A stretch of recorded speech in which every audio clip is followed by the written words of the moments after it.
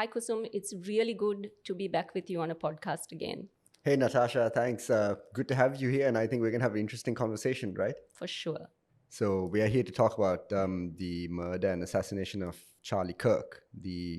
I guess you would call him a Christian conservative political influencer, essentially, right? Sure. So, I wonder if we wanted to just talk about why, first of all, we're talking about Charlie Kirk. I think that might be because to random Sri Lankan people Sure. on a podcast, talking about an American conservative influencer, right? Sure. So I think it partly speaks to the online culture that we live in, right? So even myself being a 90s kid, I'm pretty much quite familiar with the YouTube landscape. And Charlie Kirk is really someone that came to prominence in this YouTube culture. Right.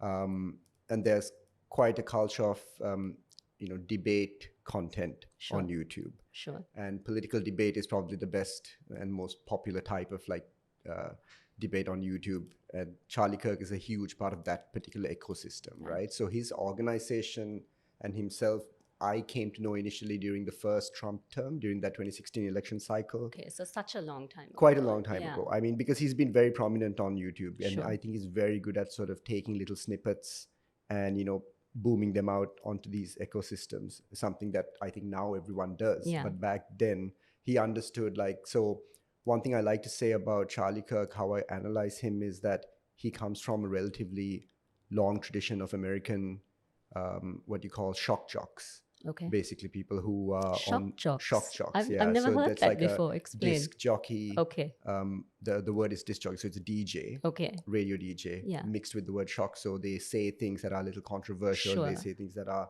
not usually on the usual mainstream radio stations. Almost a hook. Almost a hook. But there's a lot of culture conversations. It used to be religious. It used to be about, let's say, gay rights. Now it's more move towards the modern culture war, right? So that's interesting that you're saying that, right? So I'm an 80s baby. Okay. And I'm new to the whole Charlie Kirk movement. I only started watching, following, reading after he was killed. Okay. And I remember the first thing I thought when I was looking at his older videos is there used to be these bumper stickers in the 80s that tell you what you shouldn't be touching on, which was religion, politics, sex, and sexuality.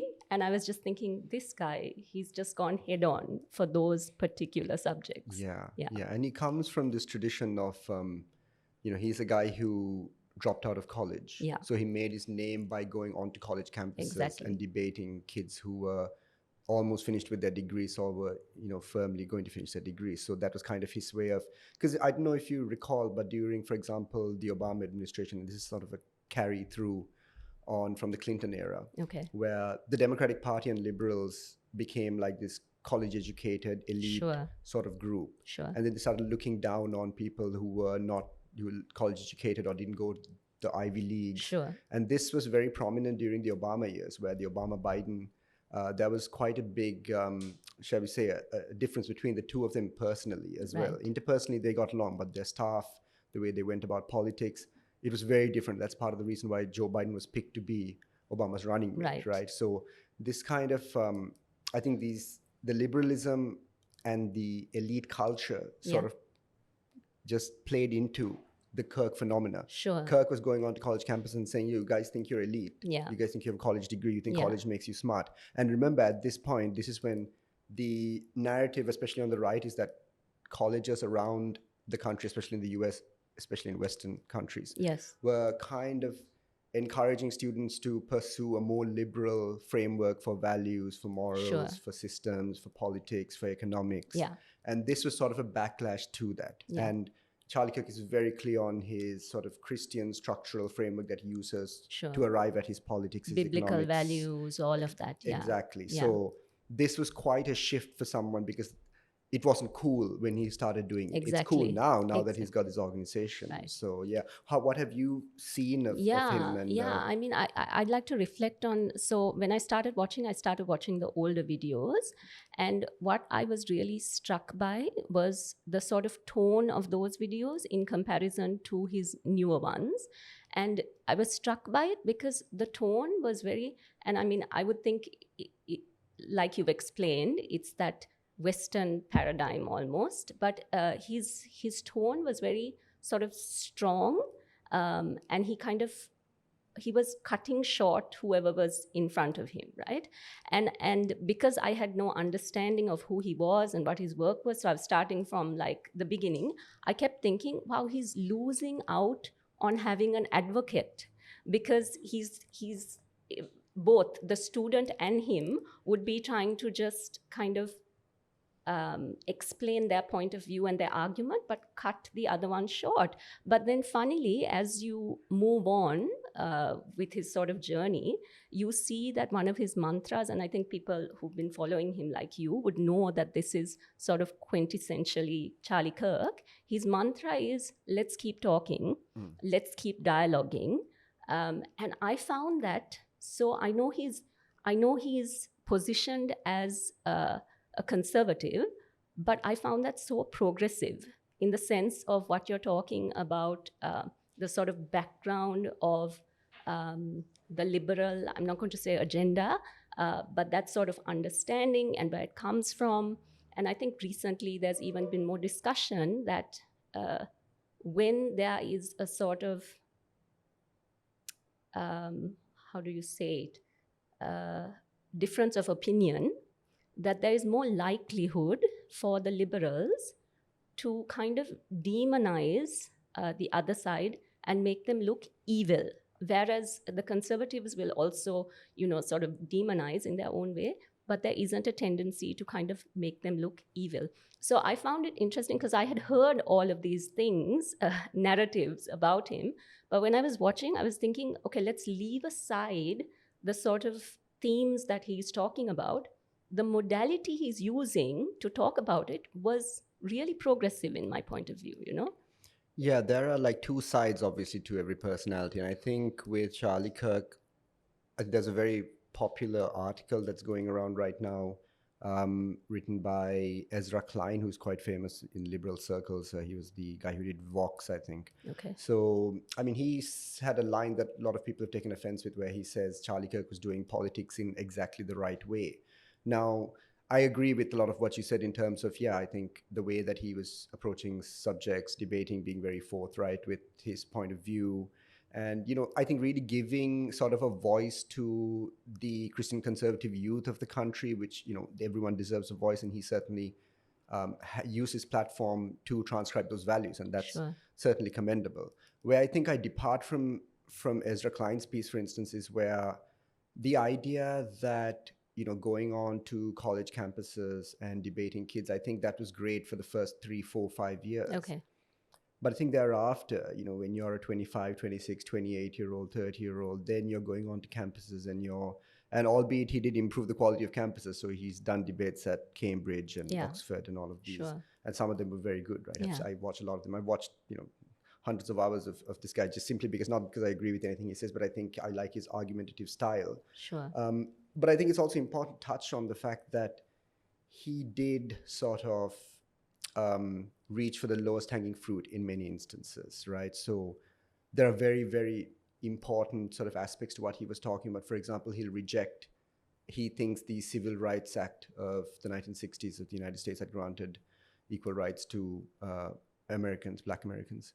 He said that was a mistake. He said that's led to sort of an anti-white agenda in the United States.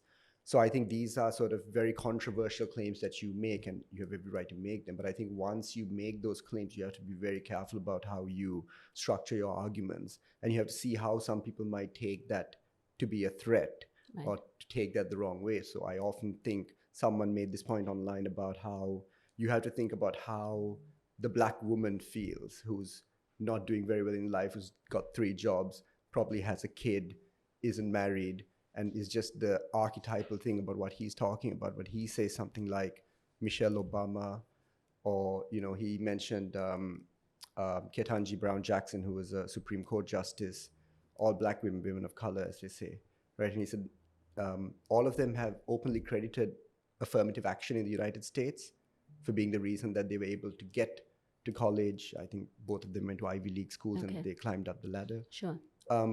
And he sort of said something like, well, yeah, we know that you needed affirmative action to get there. we know that without that, you wouldn't have been able to take a white person's place. You don't have the brain processing power to be taken really seriously. Those are his exact words. I'm quoting verbatim. That kind of language, I think, is what sort of landed him in this controversial territory. And the other thing that I think is not quite well understood about Charlie Kirk is that Charlie Kirk, if you don't mind me shifting slightly to a tangent, I don't know if you've heard of Nick Fuentes. No. So Nick Fuentes is an extremely popular, now he's a MAGA-aligned podcaster. Okay. He's very young, same as Charlie Kirk, probably early 30s. Okay. But he is on the very, very far right of the spectrum, openly sympathetic to Nazism, openly against integration, segregation, for segregation, against diversity, very, very extreme. And this is a guy who's, for example, been invited to the White House, in the last year. He was someone who's a major surrogate of the Trump administration. He started out 6-7 years ago, and him and Kirk were very close. So they came together as one kind of unit with a few others. But Kirk slowly drifted away from that, and he moderated himself to some extent when you compare these sort of very extreme pro-Nazi types of... and his group is a very famous name called Groypers. So Groypers are related to Nick Fuentes, who are essentially people who hate Jews, for instance. They're very openly anti-Semitic. They buy into all the stereotypes and conspiracy theories. So Charlie Kirk was sort of shifting away from this. And in fact, when I heard that he had been shot, the first thing that I thought was, oh my God, it's one of these Nick Fuentes kids. Right? And that's what was really first going through my head. But it turned out to be an online kid, not really a Nazi sympathizer kid. And I think his assassination has brought like an insane level of polarization, and it's shown this crazy polarization that we have, right? And for example, there's a very famous political activist called Brianna Joy Gray who said she's debated Charlie Kirk several times, and said that as a Black woman, she found it very difficult to accept some of the things that he had said about Black people and how he talks about Black culture. And he said, so that conversation is difficult to have. And that's why I think a lot of people have felt that, the left are taking their chance to sort of, hammer on Charlie Kirk. But I think everyone on the left is saying, well, Charlie Kirk had a huge platform and he was using it to say this. And the funniest thing is when people have been saying his own words, like literally just what he said. And then conservative commentators are like, you shouldn't say, well, you're just repeating what he said. Yeah, but you're framing it in a way to make him look bad. And so then this kind of boils down to a culture war thing where people are no longer thinking about someone who lost their life. They're no longer thinking about the family he left behind. They're not even really focused on the political impacts he had, negative and positive. It's just about scoring political points. And that's kind of that's the culture that he was in. And that's the culture, the context in which he was killed. And I think that needs to be taken into consideration, because it's not just about gun violence. It's about a political culture in the United States that's really ramped up, and on both sides.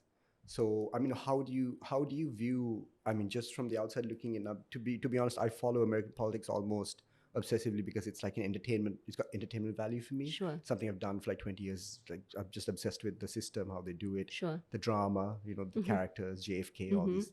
But how do you view like the current state? So actually this issue is something that we tackle a lot on Perspective South, right? And when I say this issue, I'm saying this, not the Charlie Kirk issue, but an issue of polarization. And so if I could digress for 1 second, just to bring in an example that I'm more familiar with, you take our countries on the global stage, global South countries, developing countries, and we are constantly in a place of, and historically this is, we are in a place of demonization on the global stage.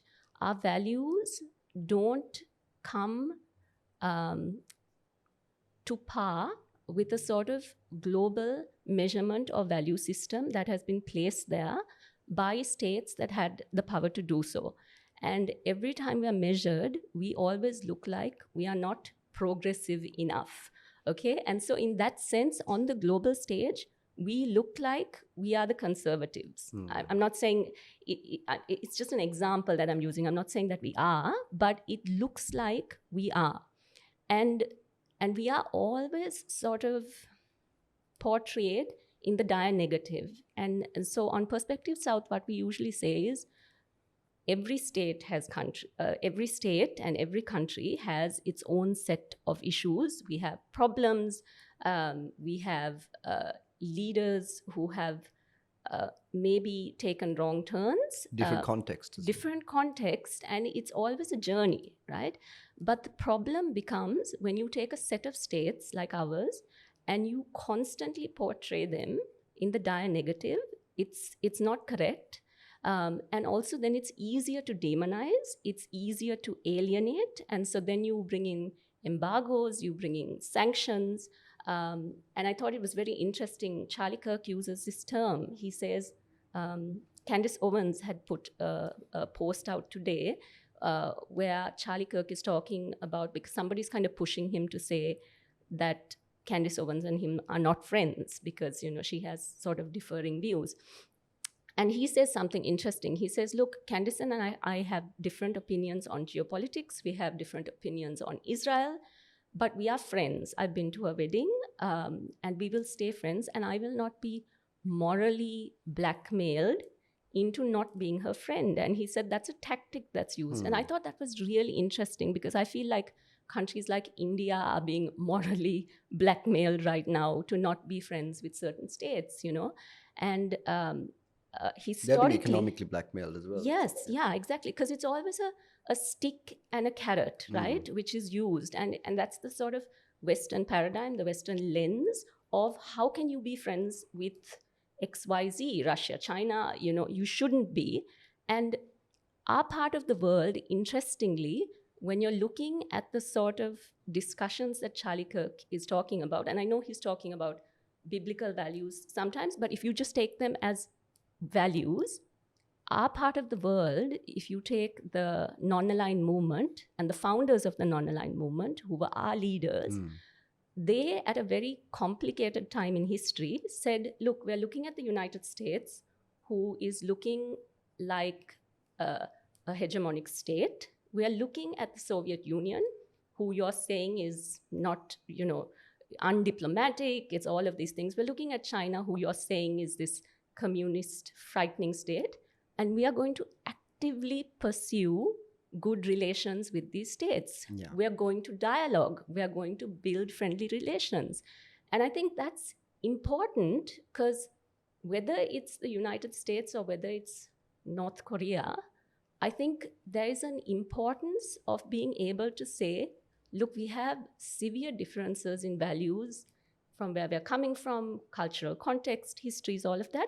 But let's try and keep the dialogue going, because something could change. And I feel like that's what I was hearing and seeing on the Charlie Kirk videos as well, even in terms of tone of the older videos and in terms of tone of the newer videos. Yeah, so I think it's really a matter of like who you speak to, right? So Candace Owens, for example, started out as your standard liberal. Sure. And she actually credits Charlie Kirk with the person who transformed her. Yeah. I think she used the term black-pilled as her podcast title, but I might be making that up. But I do remember something like that. I thought it was a very interesting turn of phrase.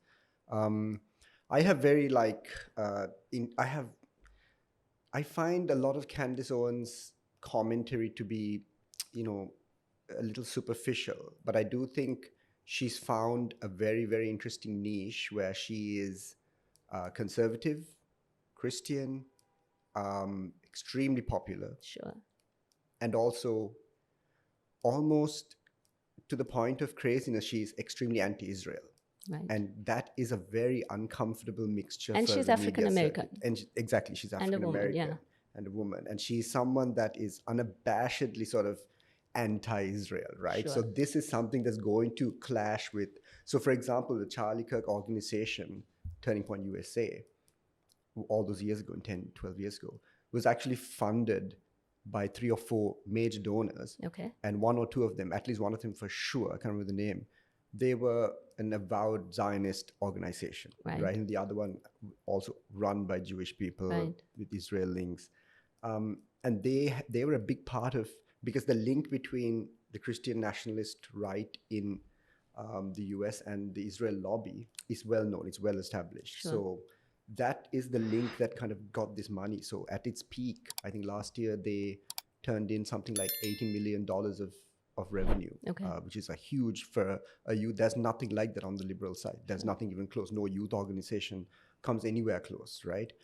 Is it that there isn't, or is that it's just not that, known? no, it's just that the left is just very splintered. So you have lots of little organizations, but none of them are this one big behemoth with organized, a very clear like view that a lot of people seem to agree with, right? So this kind of viewpoint, and I think that you mentioned judging people by certain values, right? So I think this is where the main contention in American politics comes from, is this culture war. Yeah, I feel like it's here too, though, Kusum. Like I think it's here. I mean, I just think I don't like to transpose, because at the end of the day, the context is so different. You talked about countries existing in context. Yeah. And we are a post-colonial country that's just coming out of independence, literally like 67 years ago. I feel like the tendency, and I think it's because, like, I've been thinking about this, like even with Charlie Kirk, right?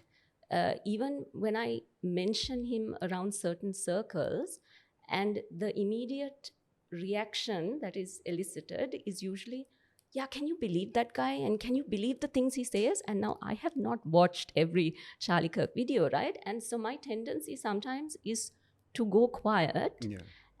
And you can subscribe to that view very easily, because sometimes it's easier to subscribe to the polarization rather than actually dig. And like, why would I need to? Like, it's some man in the United States, like, why would I? So it's the harder thing to push past that and really go to the sort of heart of it and be like, but I think this is what he's saying. I think this is where he's coming from. Yeah, but I think the algorithm's crazy, because there's people that I know who I've never spoken to about American politics, who know nothing about the YouTube culture, who know nothing about anything that we've just talked about, but they've heard of Charlie Kirk.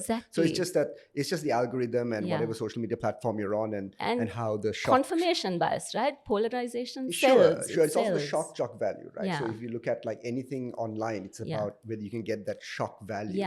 So this is sort of the conservative movement goes from like, I wouldn't say like, so if I say shock jock, the most famous shock jock of all, you may have heard Howard Stern. Sure. Howard Stern is the classic quintessential American shock jock, but his show is not political necessarily. He talks a lot more politics now than he used to. But then you look at Karl Rove, who was very like a Republican strategist on the air for a long time, Rush Limbaugh, and then you move all the way down to like Alex Jones. Right. Same kind of, it's the same stream. Right. So Charlie Kirk takes different points on the stream. So there are points during, for example, the American election and the Stop the Steal stuff, where you couldn't find a difference on Stop the Steal between him and Alex Jones. Now, that doesn't mean he subscribes to everything Alex Jones says. Sure. But then on Israel, I mean, he's had a long support for the state of Israel, and it's only in the last sort of 2 months that he's sort of been asking questions. And I think one of the things that's been discussed a lot recently is that he, on Turning Point USA at several conferences, he platformed pro-Palestinian voices in debate settings. Yeah, actually, I watched one of the ones that I watched. Yeah, was he moderating that? No, this was at a campus. Okay. It was outside, and there was this guy, one of the students, who was asking him very interesting questions actually about Israel. And he was being very forthright the way he is. And he's talking about the sort of understanding that Americans have in terms of protecting Israel, in terms of being a partner, all of that. And then, so because I think the student is asking such thoughtful questions, and he's not going at him in this sort of debate, he's actually trying to listen to what he's saying. And for some of the stuff he says, yeah, I agree with you, Charlie. Okay, I understand. And so then he says, you're a Christian, right? And he says, yes, I'm a Christian, and I'm a Palestinian Christian. And you know, Charlie, you can, I thought it was a beautiful sort of exchange, because both were trying to understand where the other one was coming from. And just to go to your point about the sort of way the modality of the way he does things, I thought it was interesting. I don't know if it was him or if it was somebody else that was talking about him, but that they're saying, if you stop talking, you stop relating, right? And this goes back to my point of when somebody says, can you believe this guy? And what is he saying? Because that already creates a sort of barrier for you to listen fully to what he's saying. But this person who was talking about it said, you stop talking, then you stop relating. And that goes across the board, whether it's forums like what Charlie Kirk was doing, whether it's social groups, whether it's diplomacy, or whether it's a marriage, you know. And I thought that was a powerful thought. And I felt like if there was one takeaway that I could have from this whole thing, it was that, like, don't stop talking. Yeah. I might piss you off. I don't know if I could say that, but I might piss you off with my opinions and my ideas, and you might do the same for me. But let's just keep thrashing it out, keep talking, you know. So it's also the way you hear things, maybe. It's actually the ironic thing about it is that he was shot, and he was talking about gang violence and shootings at the moment he was shot. And then the most popular clip of him that surfaced right now is that where he says a certain number of deaths from gun violence every year is the price we had to pay for the Second Amendment. Right. And he said that's a rational choice to make. Right. So the first thing that came to my mind is, I wonder if his wife and his kids will feel the same way if that's a rational choice to pay. Because I think one of the things, if we were to criticize his point of view on a substantive basis, right, he comes from a very obvious American culture. And nowhere else in the world, whether you talk about advanced countries, whether you talk about European countries, Asian countries, you don't have gun violence, right? So there's a very specific difference between gun violence and other types of violence, because with a machine gun, you can kill a lot more people, right? So the United States is very unique in this way. So they have something like 350 to 400 million guns for something like 320 million people. And that's an insane statistic just on its own, right? The idea that the president, who is president now, who was president before, survived an assassination attempt. The idea that just on that same day, there was a shooting where 2 high school students were shot in very critical condition, and the shooter, another high school student, shot themselves, right? We don't even hear about that because someone more important was shot. And I just looked at some of the statistics, and it's actually 5 times as more gun deaths than France, which is just, and France is one of the more violent of the advanced countries, right? And you have to look at this Charlie Kirk murder in the context of like what is happening in the United States. So just, I can go through, like, from this year alone, you had, in 2025, you had 2 state representatives from Minnesota, Melissa Hartman and Mark Hartman, her husband, shot and killed in their home. They were Democratic senators. That's at the same time, State Senator John Hoffman and his wife Yvette were shot at in their home, related attack. This is June 14, 2025. The suspect impersonated a police officer, and in his car they found a list of 70 people, all members of the Democratic Party and abortion rights activists, and he was going looking for them, hunting them down. The majority of political violence in the United States is perpetrated by right-wing nationalist groups, neo-Nazi groups, and anti-government groups. There's a huge influx of these anti-immigrant sort of culture in red states that's come to blue states, where the blue states themselves, as a result of poverty, have become even more sort of, so that's how you see even people who are not naturalized Americans are still voting for the anti-immigration president, because they see their own standard of living collapse, and they think it's because of more new immigrants. And maybe they're right, maybe they're wrong, but it's just interesting that someone who's barely legal or just legal, right, and is now able to vote, is choosing to vote for a person who will restrict immigration on the other side. Right. And so, for example, with Charlie Kirk, to bring it back to him, he talked about the southern border as being part of the Great Replacement. And the problem with these kinds of conversations, so this was very, very important to the Trump phenomena. You remember the famous thing that Trump said before he ever became president was he questioned Obama's American citizenship. Right. And that's called birtherism. And he basically popularized birtherism. It was a huge thing where Obama, like 6 months down the line, actually had to furnish his birth certificate, which is crazy to think, right? The guy was a state senator, you know, and the idea that that kind of thing got a hold in the right-wing media all the way back in 2012 or 2013. That shows how far that American society has been sort of pulled apart, right? And the statistics can't lie. So since Obama, the number of political shootings, the number of protests, the number of violent acts related to political opponents, they've all spiked. And there's a reason for that, right? So even during the Trump first term, you heard lock her up for Hillary Clinton. You heard him say the media was the enemy of the people. You got to go get the media. He literally said the Second Amendment people should take a look at Clinton, basically saying you should, if you've got your guns, you should do something about her, that kind of thing. And this is before he became president. And the conversations, the tone of even post Charlie Kirk, he literally said at his funeral memorial, he said, I know you guys, because his wife, I don't know if you saw that, it was a very powerful moment where his wife, Charlie Kirk's wife, said, I forgive them. forgive him, my, the boy. my husband's killer, right? And it's very powerful. And she was talking forgiveness and the real Christian culture. And then here comes Donald Trump right after and says, I know you guys don't like it, but I don't believe in this. I think that we need to hit them and we need to hit them hard. And, so it's even the juxtaposition, even within this movement, is so clear, and it just shows that the polarization is not being helped by the head of state in the United States, and it's really worrying that where you had people like Obama or Biden, even George W. Bush, who would try to George W. Bush, even at the height of 9/11, do you recall him saying anything remotely anti-Islamic or anti-Muslim? Do you remember anything that he said? But the issue for me, right, is with different American administrations, and this might sound absurdly wild to anybody listening, okay?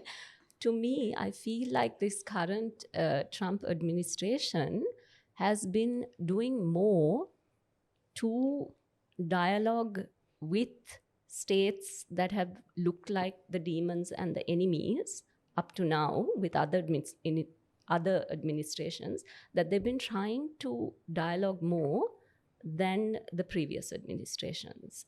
So even in terms of Russia, China, despite what it's looking like, there is a sort of open door policy of let's talk, whereas previous administrations have this sort of view of we won't talk, and it looks very sort of decent, it looks very civil, but then are you counting the amount of wars around the world that have been created by those administrations, And I want to go back to, because I was watching that the Charlie Kirk funeral service.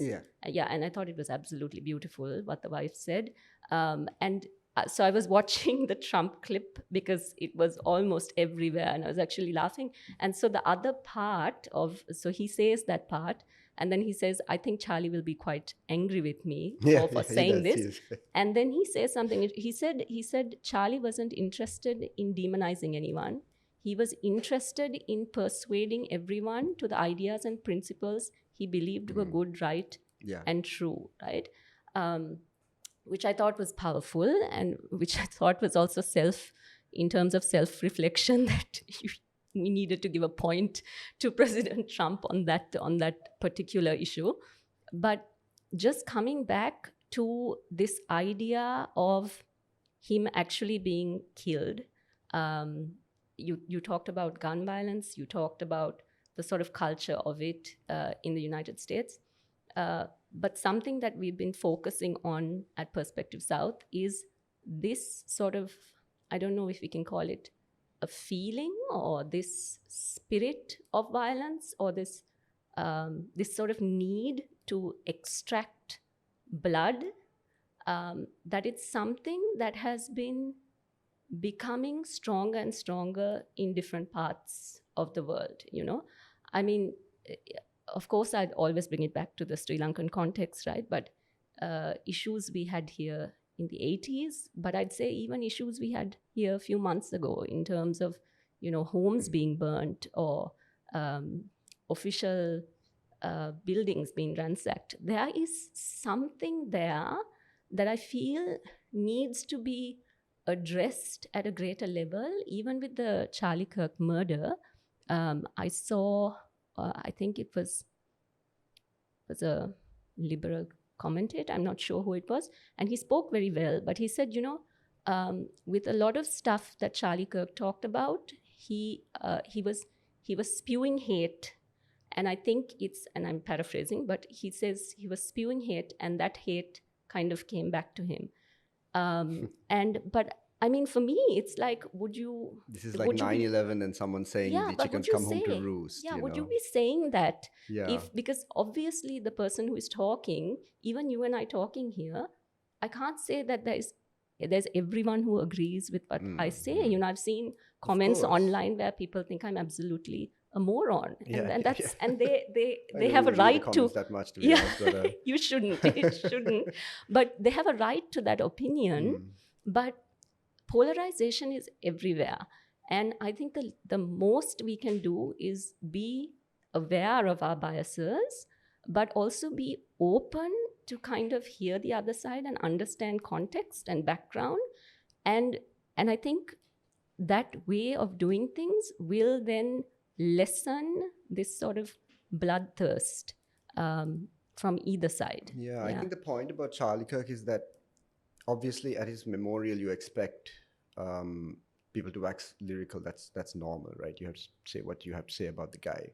But I think it's important to say that Charlie Kirk was playing the game like anybody else, right? He was making good money. He was really, really popular. He was definitely on his way to becoming a senator. And there's very little to stop him from becoming president if he really wanted to become president. He had a huge security detail. You know, he is someone that was now in the upper echelons of elite power, right? And the fact that, you know, we're having a podcast about it, and there's so much being talked about all over in Sri Lanka, right? All over the world. But this also shows, I mean, the number of people that get killed on a daily basis in the United States, it's out of control, right? And there is literally 50% of the country that says that's the price we have to pay, and Charlie Kirk was part of that. And I think for the other 50%, that, you know, if I was sending my kids to school in the US, I would be wondering, where are there the least few school shootings, right? It's a crazy thing to have to think about in an advanced country. Yeah. And it's frightening, actually. It is extremely frightening, right? Just it's on a day-to-day basis just to think of that. So in one sense, we have to sort of understand that in the aftermath of an assassination, you're going to see a sterilized version of someone's discourse, and that's completely understandable. Sure. And I don't think it's even important to like focus necessarily on Charlie Kirk's specific influence on American politics. But I think, like you mentioned, to bring it back to Sri Lanka, the Aragalaya, to take it to the American sort of this, even Stop the Steal, the protest, the Black Lives Matter movement, you know, this is all economics as far as I can tell, you know. I think poverty in Sri Lanka has doubled since the collapse. Prior to the collapse is 2022. That's only three years ago, right? 2018, I mean, I was in the banking industry until 2017. Right. I know the economy wasn't doing well 2015, 2016, 2017, it wasn't doing well. I was running 2 businesses in the tourism industry, which is a growing industry, and still business is tough in Sri Lanka, right? Yeah. 2018, 2019, 2020. You take those 6-7 years, add another 2 years, and then it collapses to virtually nothing, right? People are going to be angry. And I think we have to understand the Aragalaya, for instance.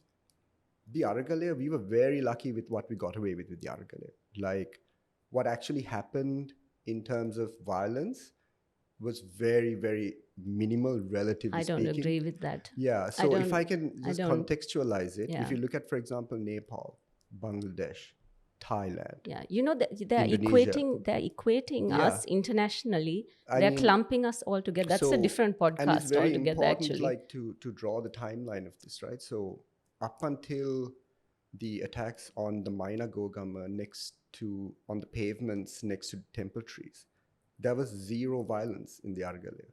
The only violence up to that point was the police and a few army people having a baton at a couple of protesters.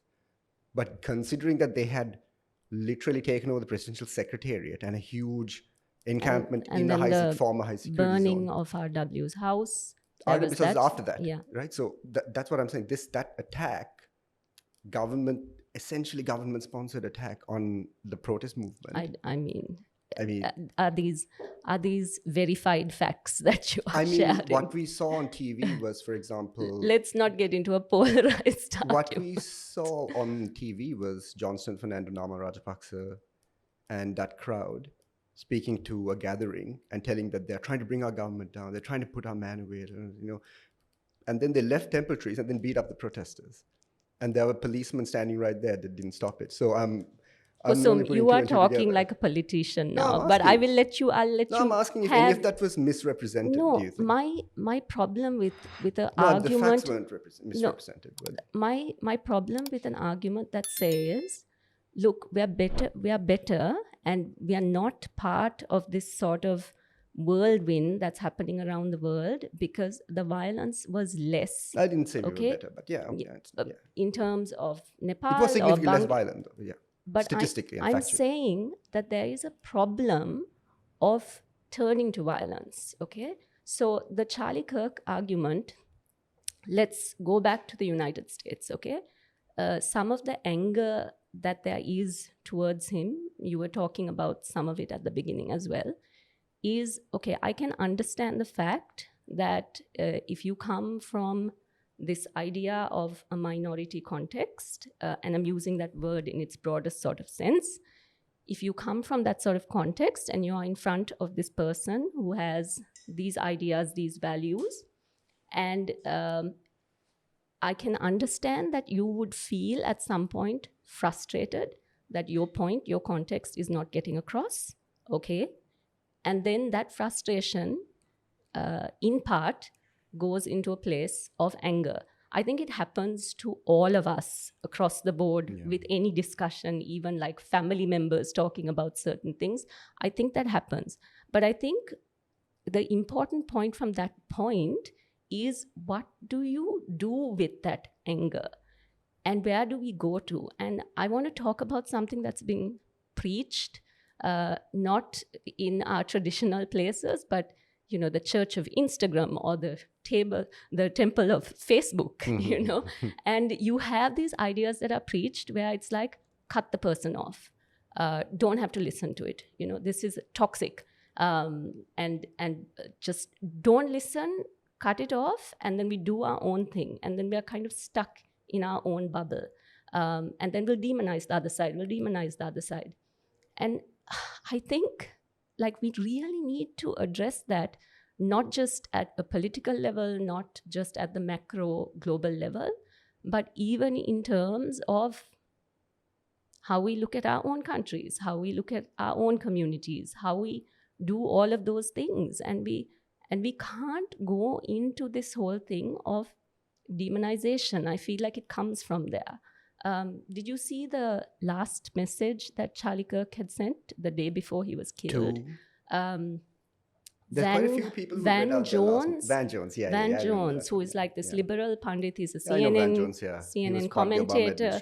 Yeah, and I thought it was really interesting. He was talking about this message that he had sent to him, and he said, this is his words, he said that he's looking at the entire country, the United States, and there's talk of civil war, there's justification for Kirk's murder, but he's looking at Kirk's message and he's noting that he's literally reaching out to his mortal enemy. So Van Jones is calling himself I saw this segment. His mortal enemy. And he's saying, look, we need to be gentlemen and we need to address our disagreement agreeably.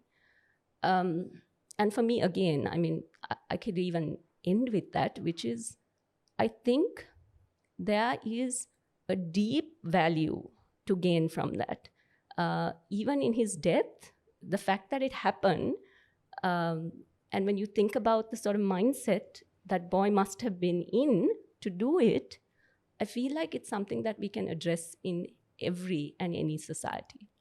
So I'll finish with another message from Charlie Kirk, right? Sure. So you spoke about Van Jones receiving the message. The other message that someone else, quite a few people have actually said that have publicized their final message from Kirk. Maybe he messaged Candace a lot of Owens, people. quite a few people. He does, yeah. Yeah. One of the people who said he said the very last night before was Stephen Miller. He said, the very last night I received a text from Charlie Kirk, and you know what he told me? I'm paraphrasing, but he said, we have to go after these radical, dangerous left organizations that are destroying our country. Now, this is exactly my point, right? You have to take both sides of it. And I think it's very important that you don't. And I would say, right, for example, someone says, you shouldn't bring up the things that Charlie Kirk said when he died.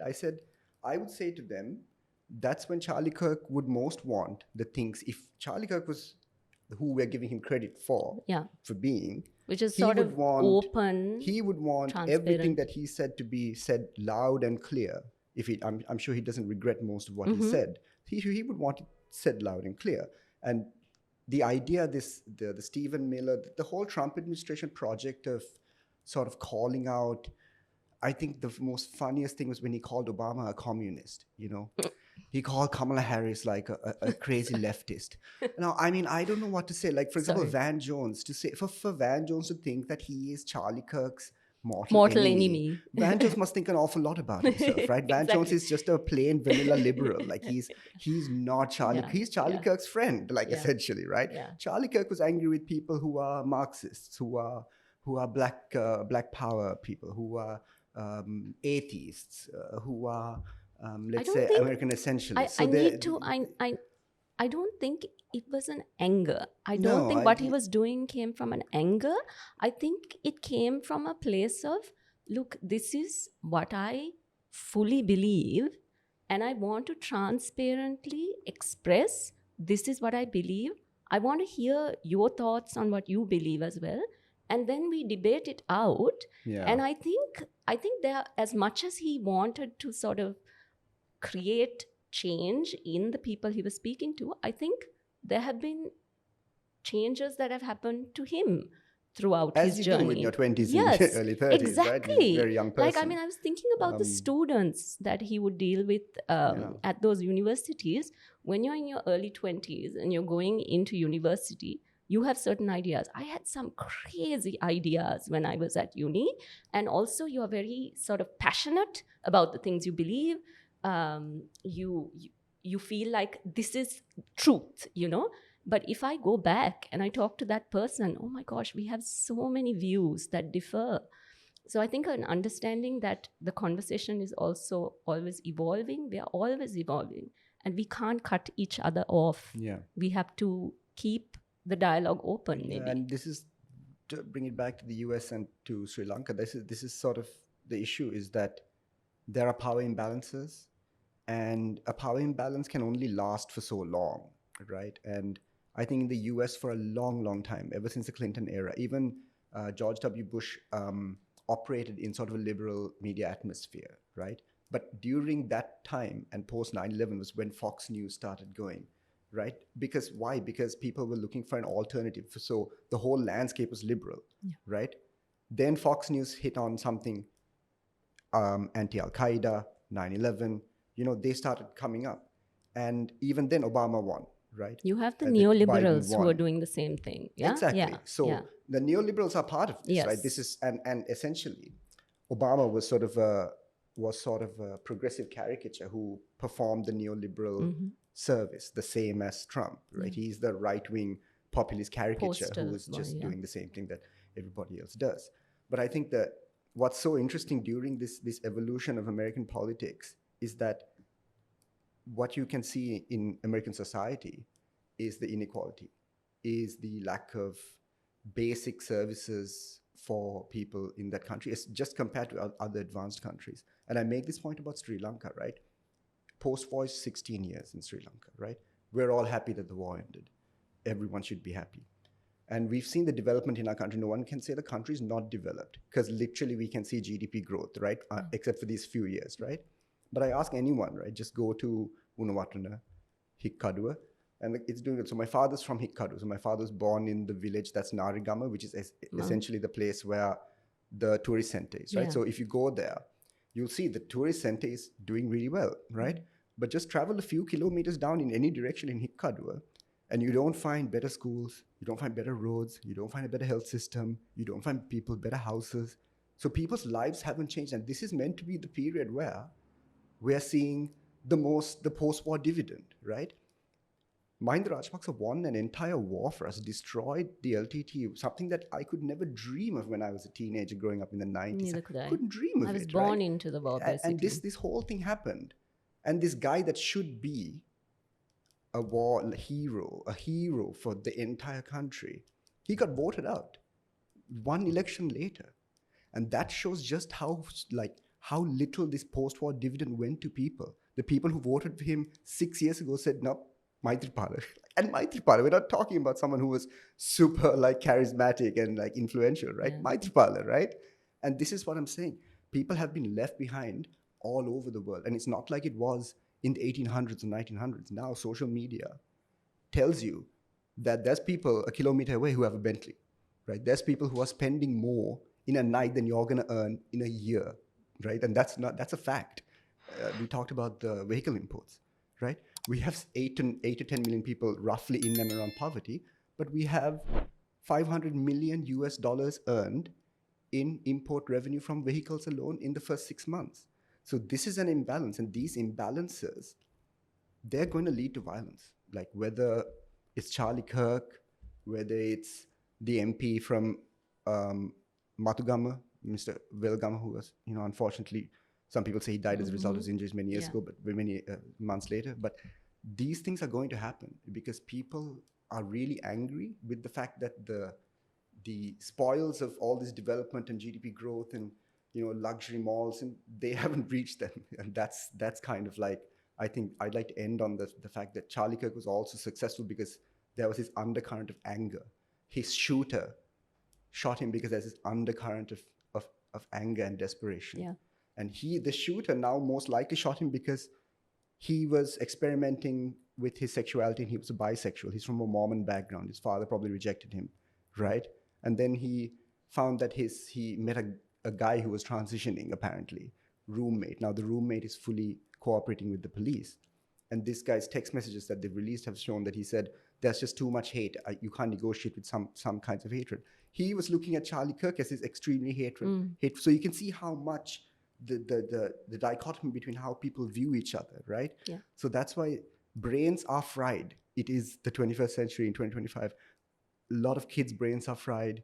And if you add a lot of guns into it, and if you add decades of economic, neglect, this is where we are at. Yeah. I'd like to finish maybe on some of your points. And I think even in terms of the Mahinda Raja administration losing, or even Maithripala coming in, or politics in general, I think there is a tendency of certain agendas to come in, to form certain narratives, and people are angry, definitely. Okay, there are root causes to the problems we have in our countries, and there is concerns for certain subgroups about, it could be minority rights, it could be economic issues, it could be post-conflict reconciliation. There are so many things that our concerns could be attached to, right?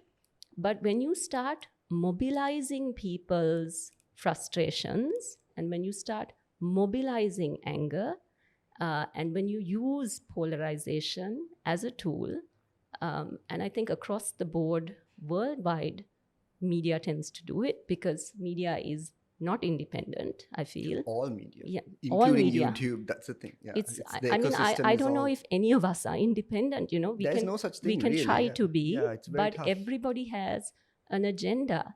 So I have a concern with that sort of narrative and the mobilization of anger, which is what I think happens. Because for me, somebody who hadn't ever watched a Charlie Kirk video and had heard these sort of things about him, to come in and actually watch it and to try and hear it out, listen to what the other person opposite him was saying. And I was like, how could, it seemed absurd to me that he could be killed for it, But somebody else listening to it has a completely different view. So as much as we say, look, we want to be heard, it's also about how you hear the other side, right? And it doesn't matter, liberals, conservatives, it doesn't matter, because I think the ability to be able to dialogue, there is no label on it, and I think, that's how I'd possibly end. Yeah, thank you. Thanks. We had a really good time. Yeah. We should have another one for the Argale just for that. For sure. We should do it. I think it'll be fun. We can bring two very different perspectives, I feel like. Yeah. I haven't actually read any of your work on it. If you have anything, it'd be sure. good to send it across. Okay. But thanks to everyone here as well. Yeah. Thanks for doing this. Thank you.